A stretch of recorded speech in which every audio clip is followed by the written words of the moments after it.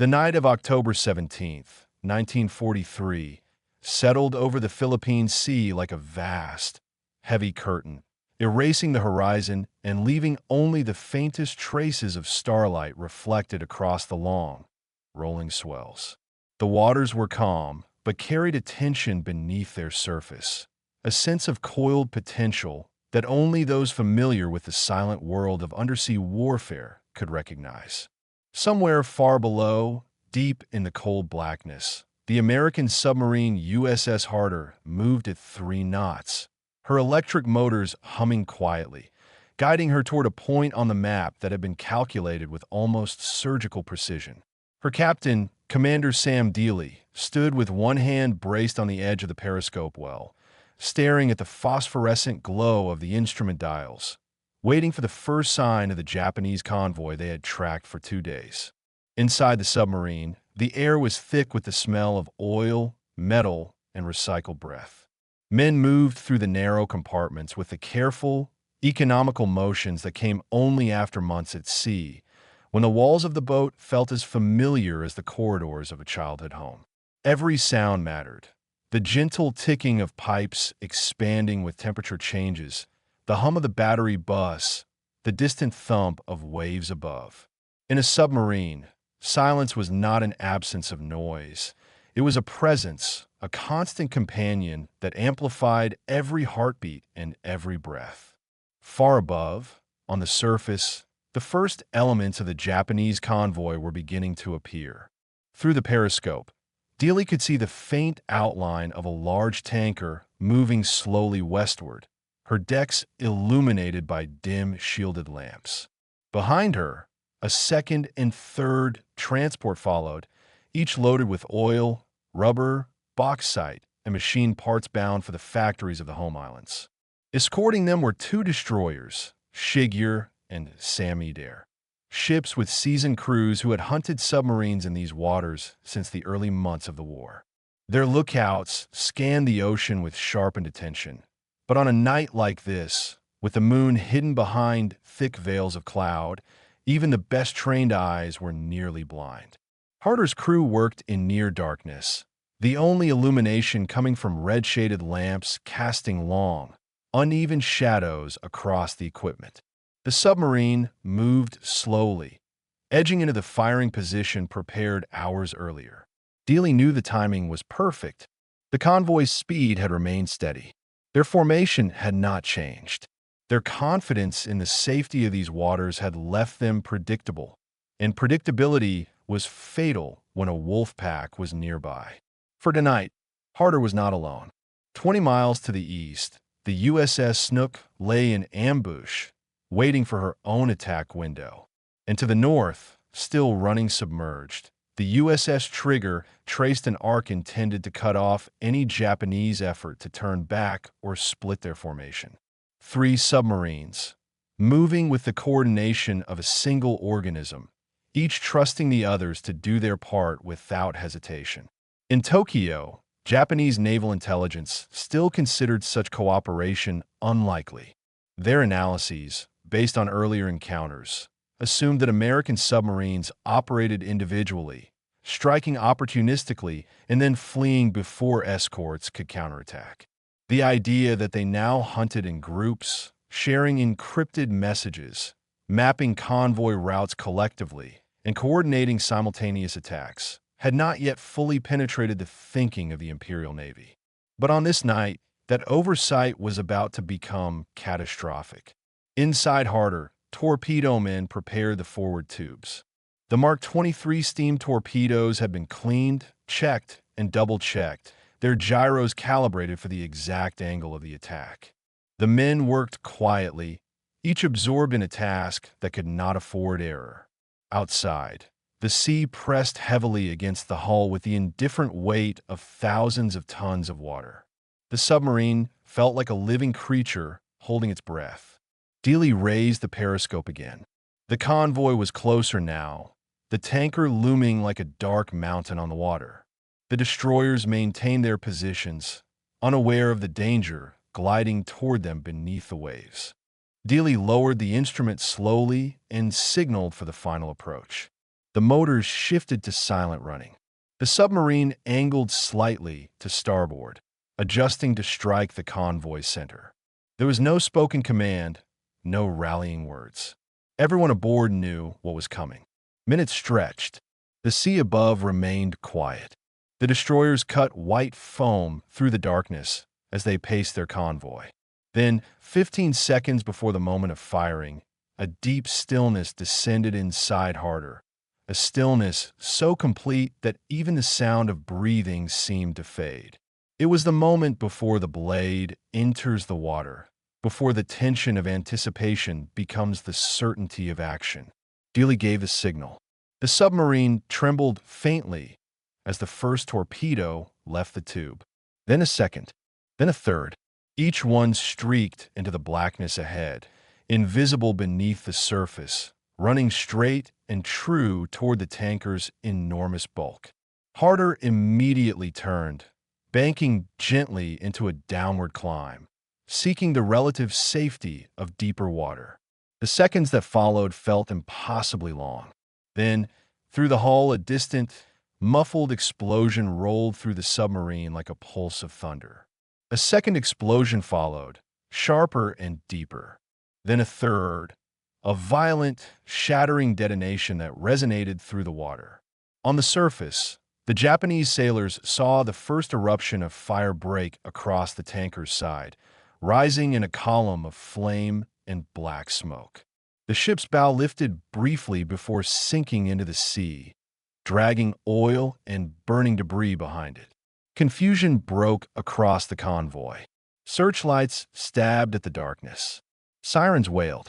The destroyers accelerated abruptly, their engines roaring as they swung into aggressive turns, desperately seeking the invisible enemy. Harder leveled off at 90 feet. The crew waited tensely for the counterattack. They did not wait long. Depth charges erupted overhead, each explosion shaking the hull violently, rattling bolts and instruments, throwing loose objects to the floor. Dealey ordered a deeper dive, and the submarine descended slowly into colder water, listening to the fury above.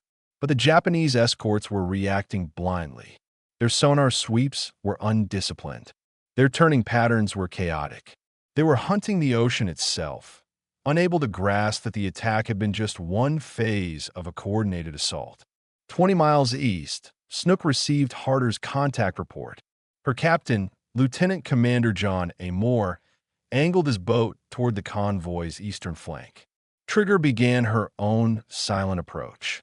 The Wolfpack tightened around the panicked formation. For the Japanese crews, the night devolved into a sequence of frantic turns, shouted orders, and brief flashes of flame illuminating the horrific reality of sinking convoy. For the American crews, it was the start of a 2-week campaign that would alter the balance of power on these shipping routes forever. The tanker disappeared beneath the surface in less than 8 minutes. The convoy had already lost its largest vessel, and the attack had only begun. For Japan's high command, this night would later be marked as the moment their assumptions about submarine warfare collapsed completely. The explosions that echoed across the Philippine Sea marked only the beginning of the ordeal facing the Japanese convoy. As the fires from a sinking tanker spread across the water, creating a flickering orange path that stretched for hundreds of meters, the formation attempted to reorganize. But the confusion that had taken hold during the first minutes of the attack was difficult to shake. The escort's searchlights roamed wildly across the swells, touching only empty water and drifting smoke. The columns that were meant to be tight and orderly gradually unraveled, leaving gaps large enough for torpedoes to slip through unnoticed. The Japanese commanders on the destroyers shouted for improved coordination, but their orders carried little weight in the growing chaos of the sea at night.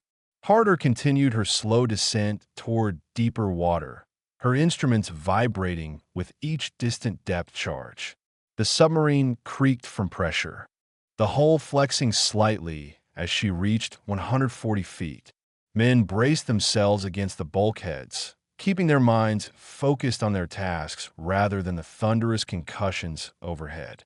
Depth charges were a familiar terror, a constant reminder that a single well-placed detonation could turn steel into splinters and extinguish every life aboard. Yet Harder's crew trusted their captain and their training. They had seen panicked escorts before. They knew that once the Japanese destroyers lost the initial scent, they often wasted precious minutes circling in widening arcs, unsure where to strike. Time was on the American side. Above them, the destroyer Shiger made a wide turn and dropped another pattern of charges into the water, hoping to catch the submarine running deeper or trying to flee. The explosions rumbled, shaking the sea and creating great pillars of water that rose into the smoky air. But the blasts were too far behind Harder, detonating where the submarine had been minutes earlier. Harder continued silently westward, her commander ready to slip into the shadow of a thermal layer to break sonar contact completely. Meanwhile, Snook approached the convoy from the opposite direction. Her captain watched the formation through his periscope, noting how the transports were attempting to regroup while the escorts concentrated their attention on Harder's last known position. It was the moment the Wolfpack doctrine had been built for. While one submarine absorbed the defender's fury, the others closed in for their own attacks. Snook reduced speed, settling into a position directly ahead of the second transport column. The sea around her was growing darker as clouds thickened overhead, blotting out even the faint starlight that had earlier given the ocean its metallic sheen. The darkness favored American submarines, each movement shielded by the night. Inside Snook, the temperature was dropping slightly as the sub trimmed deeper.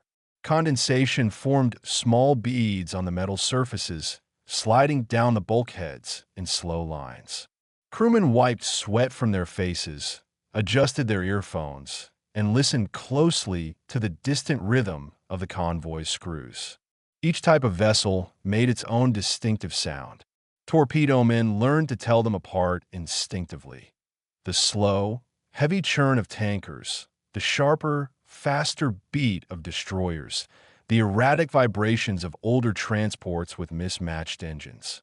Tonight, all those sounds blended into a pattern that predicted destruction. Snook's captain plotted his firing solution. The convoy passed within easy striking distance. He aimed for the second transport, another oil carrier, loaded with thousands of barrels of refined fuel bound for Yokosuka's war machine.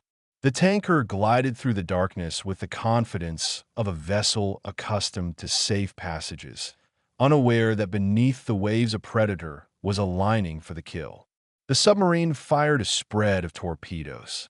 Snook trembled faintly with each launch.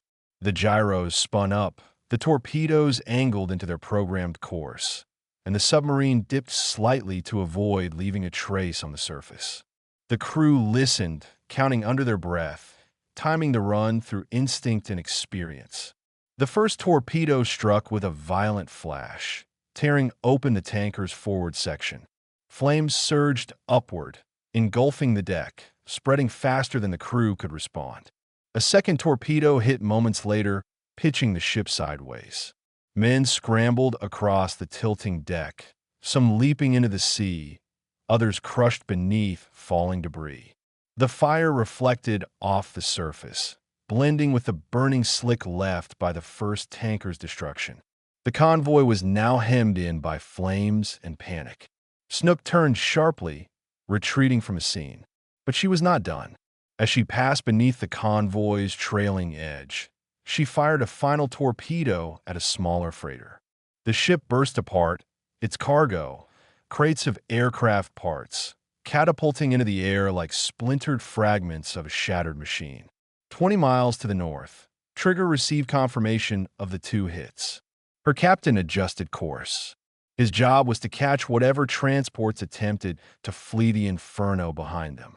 Trigger's sonar operator detected a single transport breaking formation, speeding northward in a desperate attempt to escape the fate of the others. Trigger closed in. The submarine advanced carefully, silently, stalking the lone prey.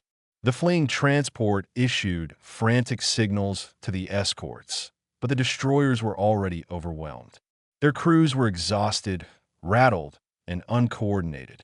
The idea of multiple submarines moving together was still too alien for them to process in the middle of combat.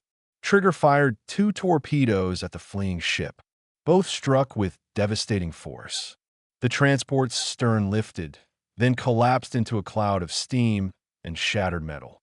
Trigger withdrew into the dark, making no attempt to press her advantage further. The Wolfpack's first coordinated strike had achieved devastating results. 3 transports sunk in less than an hour. But the night still held more violence in store. Back in Tokyo, the first reports of a lost convoy arrived garbled and incomplete.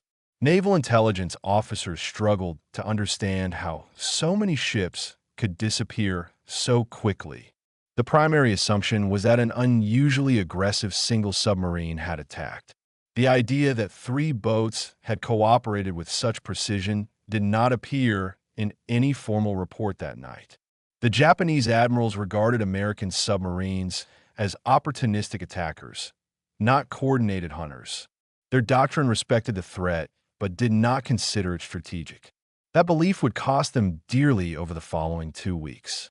By dawn, the flames on the surface had dimmed, leaving behind a slick of oil and debris stretching across miles. Life rafts drifted aimlessly, their surviving occupants huddled against the rising light of day. The sea itself seemed consumed by silence, the violence replaced by an eerie calm that only emphasized the scale of the destruction. Harder, Snook and Trigger regrouped at prearranged waypoints, sending encrypted updates to one another. Each submarine had avoided serious damage. Each still carried torpedoes. And in front of them lay more convoys. 2 weeks' worth of heavily trafficked supply routes connecting the resource fields of Southeast Asia to the factories of the Japanese homeland. The Wolfpack had drawn blood, but the hunt had only begun. The Japanese Empire, already strained by the demands of a global war, could not afford to lose 6 convoys. Yet by the end of those 2 weeks, that is exactly what would happen. The morning after the destruction of the first convoy brought no relief to the men aboard the American submarines. Dawn in the Philippine Sea rose pale and cold, the horizon blurred by a thin mist drifting across the water's surface. For a brief moment, the world seemed quiet again, the ocean returning to its deceptive calm. But beneath that serenity lay a growing awareness within the Wolfpack that their mission was far from over. Their success had not only weakened Japanese supply lines, it had also announced the arrival of a new threat, one that the Imperial Navy had never seriously considered until now. USS Harder ran at periscope depth as the crew conducted routine checks on the engines and batteries. The submarine's movement was cautious, avoiding unnecessary noise that could draw the attention of enemy patrols. The previous night had left an imprint on every man aboard. Hours spent under the tension of depth-charge barges, tightened shoulders, and slowed breaths. Yet there was also a quiet confidence permeating the atmosphere. They had struck the enemy, survived, and remained fully capable of striking again. In the radio room, coded transmissions from the other submarines confirmed they too were intact. Trigger reported that her position to the north allowed her to observe increased Japanese ship movements, suggesting that the enemy was already trying to re-establish control of the area. Snook, repositioning toward the east, relayed the likely presence of another convoy expected to pass within the next 24 hours. The Wolfpack fanned out, each submarine taking a calculated position to intercept the next target. Far away in Tokyo, the dread was beginning to take root among intelligence analysts. The convoy escort headquarters received fragmented updates from the surviving destroyers. Officers pored over the reports, trying to stitch together a coherent picture of the disaster. Some claimed multiple submarines. Others insisted the attack had come from a single exceptionally skilled vessel. High Command, despite the rising evidence, clung to established doctrine. American submarines did not operate in coordinated groups. Their belief remained anchored in assessments made during the early war years, assessments now rendered obsolete by American innovation. Throughout the morning, Japanese patrol planes flew sweeping arcs across the sea, hunting for traces of the attackers. Their engines droned overhead, sending vibrations through the hull of the harder. The submarine dove deeper to avoid detection, careful not to leave a visible wake on the surface. The planes found nothing. The Americans had vanished below layers of water too deep for their instruments to penetrate. As the day progressed, Harder surfaced briefly to recharge her batteries. The crew emerged onto the bridge in staggered groups, stretching stiff limbs and breathing in the fresh salt air.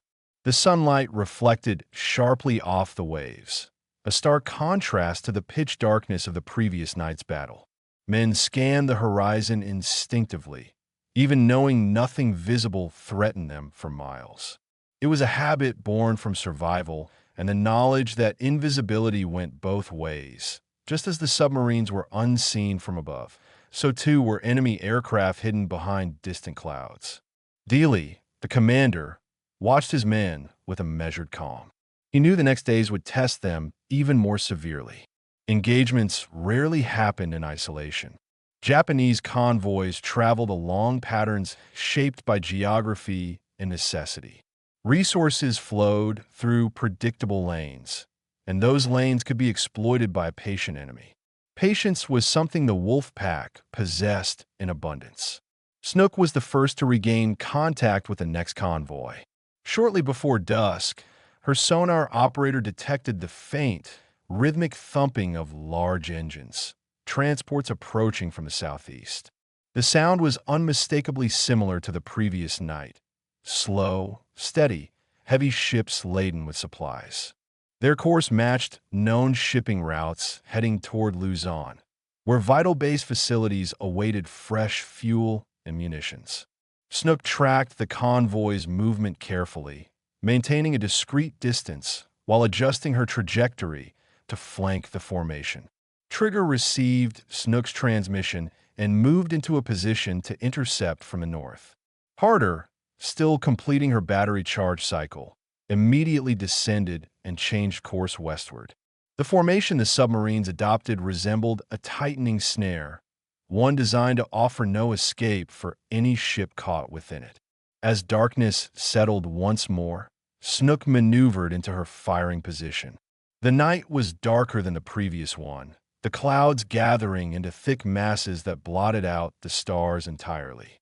The sea became an uneven mirror, its surface broken only by the silhouettes of the approaching transports and their escorts. Through her periscope, Snook's captain identified 2 cargo ships and a tanker, small compared to the previous convoy, but still meaningful targets. Their decks were sparsely lit, betraying a confidence that had not yet been shaken by the reports of the initial losses. Snook glided into the perfect position, her bow angled toward the vulnerable center of the formation. The torpedoes, polished and prepared, waited in the tubes for the final adjustments. The submarine lined up its shots with deliberate precision. When the torpedoes launched, they left the boat in a synchronized procession, slicing through the sea with deadly momentum. Moments passed, elongated by the tension that gripped the crew. Then the night erupted. A massive plume of fire surged into the darkness as the first torpedo struck the cargo ship midships, ripping open its hull. A second explosion followed as the tanker took a direct hit near the bow. The ship buckled under the force, light flickering across its deck before flames engulfed its superstructure. Harder closed in from the west, hearing the detonations through the water like distant thunder. She adjusted course, seeking an angle that would allow her to strike the remaining transport. The submarine glided silently beneath the surface, her commander reading the sonar echoes as clearly as a map. The last transport was already turning eastward, desperate to escape the carnage, but the maneuver exposed its vulnerable flank. Harder fired 2 torpedoes. Both hit within seconds of each other, the dual explosions merging into a single towering inferno that split the ship's structure in half. The transport's bow separated from its stern, sinking at different angles as seawater rushed in. The men aboard had no chance to regain control. Flames rose, metal shrieked, then silence swallowed the wreck. Trigger, positioned far to the north, monitored the convoy's escort ships. The destroyers attempted a scatter pattern, dropping depth charges more in desperation than in strategy. Their patterns were random, poorly timed, and ineffective. The Japanese admirals had trained these crews for traditional anti-submarine warfare, not for battles against coordinated groups that struck, vanished, then reappeared miles away. Trigger remained undetected. Just like that, in less than an hour, another convoy had been erased from the sea. For the Japanese Empire, the loss of these ships meant more than a tactical setback. It represented a fracture in the supply chain supporting their armies in Burma, the Philippines, and the Dutch East Indies. The oil, ammunition, aircraft parts, and food aboard those transports were irreplaceable. Each sinking accelerated the slow tightening of a noose already constricting around the empire. In the aftermath of the attack, Snook, Trigger, and Harder regrouped in a silent arc across the sea. Their torpedo counts had dwindled, but their morale soared. The Wolfpack's second strike had been even more decisive than the first, proving not only the effectiveness of group tactics, but the vulnerability of a Japanese Navy unprepared for such coordination. And the 2-week campaign was only half finished. The fourth day of the Wolfpack's campaign began beneath a sky that carried the faint blue-gray haze of a distant storm front. The Philippine Sea had grown restless overnight. Long, rolling swells rose and fell in slow rhythms, as if the ocean itself were stirring with unease. For the American submarines still prowling below the surface, the changing weather offered advantages. Storm-burdened skies reduced the threat of Japanese patrol planes, while the turbulence on the surface masked the faint disturbances produced by periscopes and snorkels. At the same time, the winds and shifting currents made sonar work more challenging for both sides, increasing the chances of slipping past enemy screens unnoticed. Harder used the early morning hours to recharge her batteries once more. The submarine surfaced briefly, allowing the crew to take in the air heavy with the scent of approaching rain.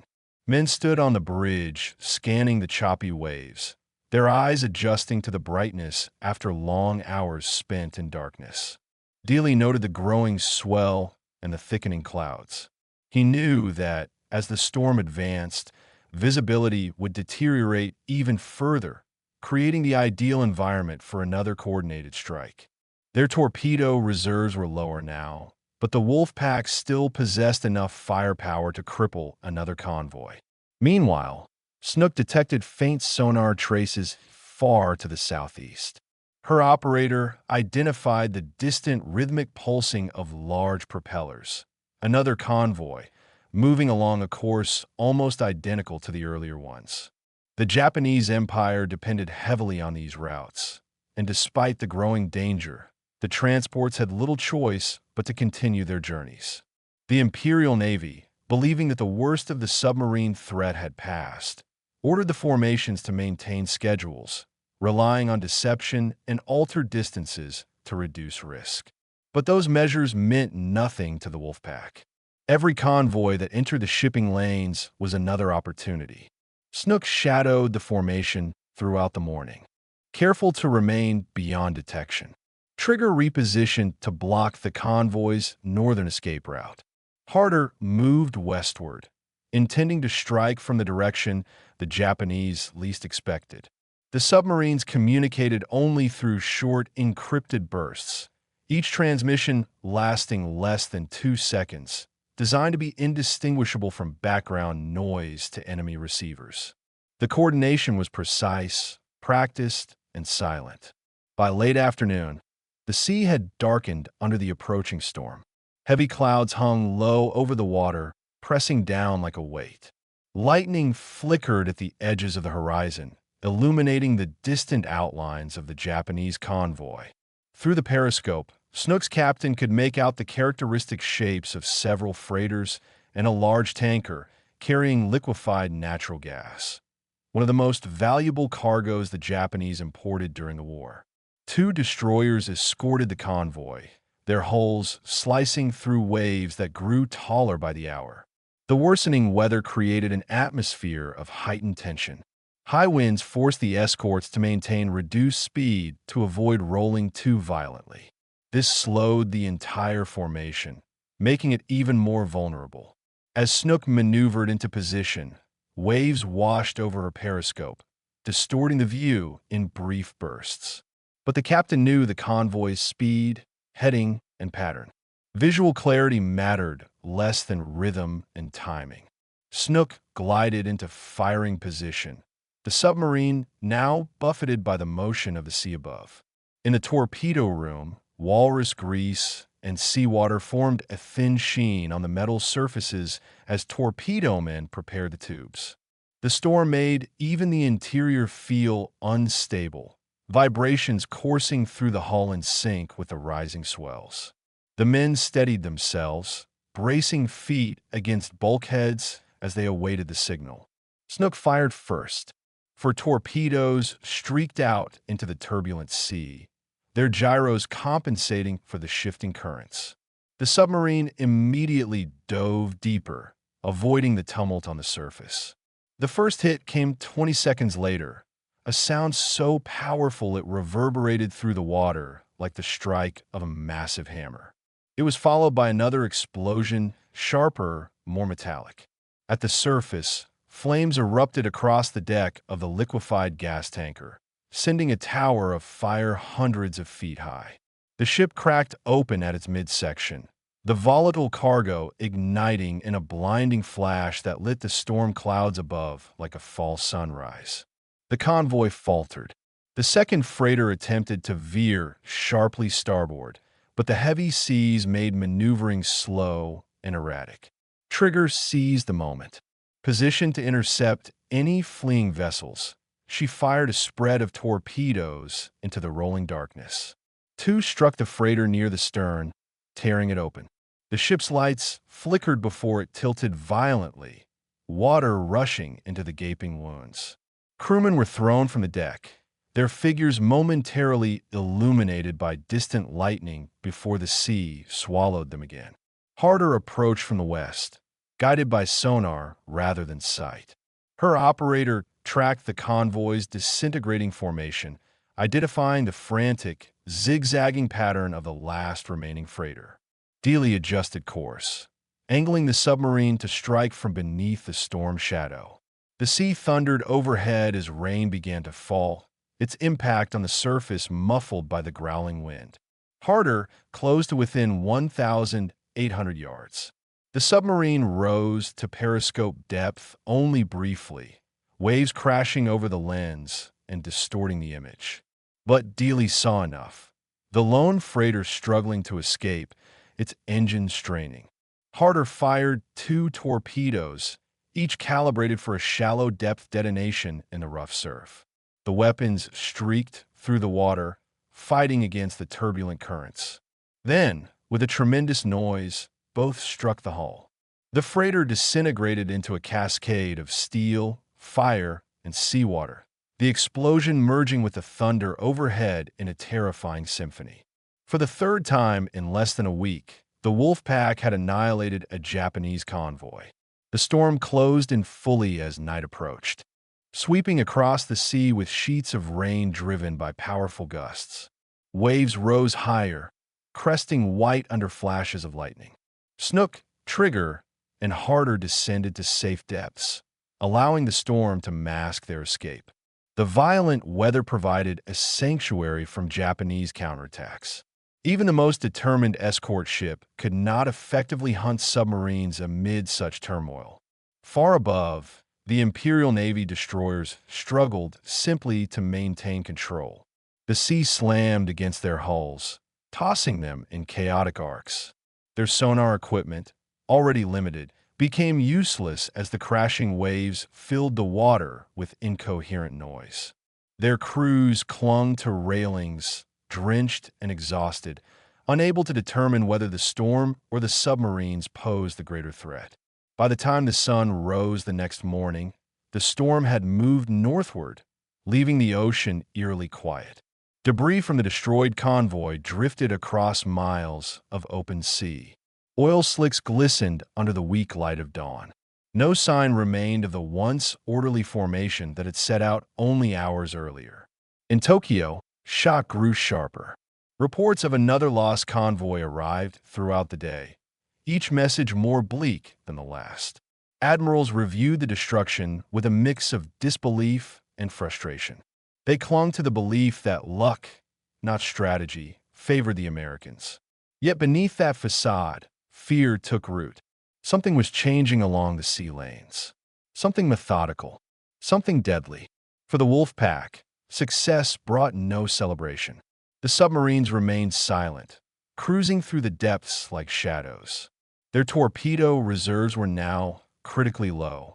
Their crews were fatigued. But there were more convoys still to come. The 2-week campaign was moving into its darkest and most decisive phase.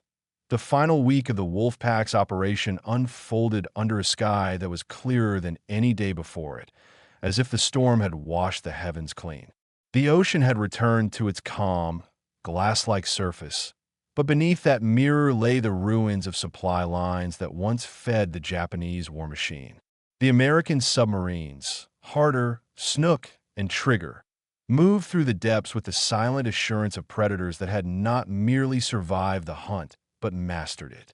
For the Japanese Empire, the losses had already become staggering. 3 convoys had vanished, each more vital than the last. Yet the pressure of war left them no choice. The shipping lanes remained essential arteries. Without them, the factories on the home islands could not function, and the forces in the Philippines and Southeast Asia would be left without fuel, ammunition, or food. The Imperial Navy, lacking both time and alternatives, rushed to form new convoys, assembling whatever ships and escorts were available. Their strategy relied on one final hope: that the American submarines had exhausted their torpedoes, their crews, or their luck. That assumption, though comforting, was disastrously wrong. Snook was the first to detect the next formation. It happened shortly before dawn on October 24th, the sonar operator picking up a faint propulsion rhythm that indicated at least 3 transports and 2 escort vessels. The convoy was moving cautiously, at reduced speed, hugging the edge of a shallow continental shelf in an attempt to limit submarine approach angles. Yet this tactic created its own vulnerability. By restricting maneuvering space, the Japanese had inadvertently given the Wolfpack a predictable path to exploit. Snook shadowed the convoy throughout the morning, keeping just beyond the range of its sonar. Harder and Trigger repositioned to flank the formation. The coordination remained seamless, a testament to months of practice and a shared understanding of how to dismantle a heavily defended target. The Wolfpack doctrine, once theoretical, had become instinctive. The sea that day was an expanse of shimmering blue, broken only by the faint white wakes of the Japanese ships. Through the periscope, Snook's captain could see the largest transport, a cargo vessel carrying aviation fuel and precision tools destined for naval air bases. Behind her sailed a smaller freighter loaded with ammunition crates lashed tightly to its deck. The escorts, 2 destroyers of the Mitsuki class, moved nervously, their engines revving at inconsistent intervals, betraying the anxiety of their crews. Rumors of the previous losses had spread rapidly across the fleet, and the sailors now scanned the waves with haunted eyes. As evening approached, the Wolfpack tightened its formation. Harder took the western approach, Trigger looped around to the north, and Snook prepared to attack from the south. The sea darkened as the sun dipped below the horizon, turning the world into a vast dome of shifting shadows. Night favored submarines, and tonight would be no exception. Snook made the first move. She rose to periscope depth, the lens slicing through the dark surface. The convoy's silhouette was clear against the faint starlight, hulking shapes moving slowly but steadily along their route. The captain adjusted his firing angle, calibrated for the choppy crosswind, and ordered the torpedoes to be made ready. The crew worked with silent discipline, each motion executed with care. The torpedo room was hot from the tension and confined space, the smell of lubricant thick in the air. Snook fired 4 torpedoes. The weapons surged forward, leaving faint trails of disturbed water behind them. The submarine dipped immediately, vanishing into the depths as the detonations followed. The first hit the ammunition freighter, triggering a massive explosion that tore the ship apart in a single devastating moment. A second torpedo struck the larger transport, rupturing a fuel compartment and igniting a plume of fire that shot upward like a volcanic eruption. The sea around the convoy transformed into a chaotic inferno, the flames swirling atop the waves as burning debris rained down. Harder moved next. Guided by sonar, she zeroed in on the convoy's panicked evasive maneuvers. Through the hydrophones, the crew heard the frantic propeller beats of the surviving ships, each one a signature of desperation. Dealey angled the submarine into a flank position and launched a spread of torpedoes toward the lead destroyer. The torpedoes ran true. The first struck beneath the bridge, sending the destroyer's bow skyward before it crashed back into the sea. The second hit aft, igniting the depth charge racks. The resulting chain reaction tore the ship in half. Its remains sank quickly, swallowed by the same waters it once patrolled. Trigger, watching from the north, identified the last transport attempting to flee. The ship had increased speed, pushing its engines to the limit in a futile attempt to outrun the submarine that stalked it silently from below. Trigger closed the distance. The submarine's torpedo tubes opened like the jaws of an unseen leviathan. 2 torpedoes launched, cutting through the underwater silence. They struck the transport's engine room. A burst of steam and fire erupted from the stern as the ship shuddered violently. The lights flickered, then died. The vessel slowed to a halt, consumed by flames that crept along the deck and spilled into the sea. The ship rolled to port, hesitating as if resisting its fate, then capsized violently and vanished beneath the waves. Within 45 minutes, the 4th convoy had ceased to exist. But the Wolfpack was not finished. Just 1 day later, Harder detected another formation, a smaller convoy this time, likely assembled in haste. 2 freighters lightly loaded, 1 escort, a lone vessel assigned to protect vital supplies because no others remained. The Japanese had run out of options. Their strategy relied on hope, not strength. Harder approached silently beneath a sky thick with overcast clouds. The waves were gentle, but the air carried a strange stillness, as though the sea itself anticipated the violence to come. Dealey lined up his attack, careful not to waste the few torpedoes he had left. He fired 2 torpedoes at the lead freighter. Both struck with stunning accuracy, opening the ship along its keel. It sank almost immediately, leaving behind only splintered crates and oil pooling on the surface. The escort, realizing the danger, attempted to ram harder. Dealey dove just in time, listening as the destroyer's hull passed overhead, its screws thrashing violently. Harder turned sharply, rose to firing depth, and launched her final torpedo into the destroyer's midsection. The explosion folded the ship in on itself, sending it to the bottom in under 10 minutes. Trigger and Snook completed the destruction of the remaining freighter, firing their last torpedoes in a synchronized strike that broke the ship apart with mechanical precision. 6 convoys in 12 days, 18 transports, 7 escorts, more than 150,000 tons of critical war material lost to the deep. The Imperial Navy could not conceal the catastrophe. In Tokyo, as the magnitude of the losses emerged, Japanese admirals studied the reports with expressions of disbelief and dread. Their naval doctrine had failed. Their assumptions about American submarine capability were shattered. They had believed in vast, unsinkable supply lines. Now, those lines lay at the bottom of the Philippine Sea. For the Wolfpack, the mission was complete.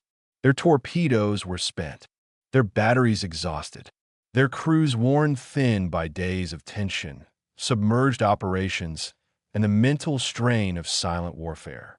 One by one, the submarines turned toward their designated rendezvous points, preparing for the long journey back to Pearl Harbor. As the three boats slipped beneath the waves and disappeared into the depths, the Philippine Sea grew quiet again. The flames on the surface dimmed, the wreckage drifted apart, and the ocean, indifferent as ever, closed over the ruins of convoys that had once sustained an empire. In the logbooks of the U.S. Navy, the two-week campaign would be recorded in calm, precise language. Yet beneath those words lay a profound shift in the war. A handful of submarines, moving together like wolves through the vastness of the Pacific, had succeeded where fleets of surface ships had failed. They had struck not at the enemy's armies or fortresses, but the arteries that kept those forces alive. And when historians looked back, many would agree. The end of Japan's Pacific ambitions did not begin with a battle on land or in the air, but in the silent, unseen war fought beneath the waves.